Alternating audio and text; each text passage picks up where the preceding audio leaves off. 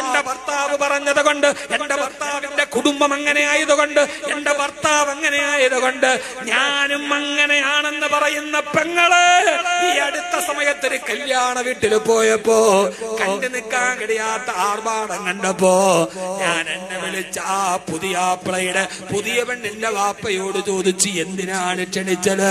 ഉലമാക്കള് സയ്യിദന്മാര് വിരിക്കുന്ന ഈ വേദിയിൽ ഇതൊക്കെ നടക്കാൻ പാടുണ്ടോ എന്ന് ചോദിച്ചപ്പോ, ഉസ്താദേ ഞാനല്ല, അത് പുതിയാപ്പിളയുടെ വീട്ടുകാരുണ്ടാക്കിയതാണ്.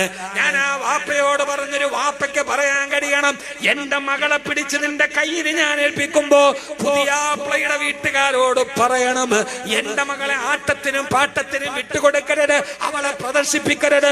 അന്യ പുരുഷന്മാരുടെ മുമ്പിൽ വിവാഹത്തിന്റെ പേരിൽ എന്റെ മകളെ അങ്ങനെ ചെയ്യരുതെന്ന് പറയാന് വാപ്പാക്ക് ചങ്കൂറ്റമുണ്ടാവണം. ഞാൻ കെട്ടിച്ചു കൊടുത്തു, അത് പുതിയാപ്പിളയുടെ വീട്ടിലാണെന്ന് പറഞ്ഞ് രക്ഷപ്പെടാന് അല്ലാഹുവിന്റെ മുമ്പിൽ സാധ്യമല്ലല്ലോ.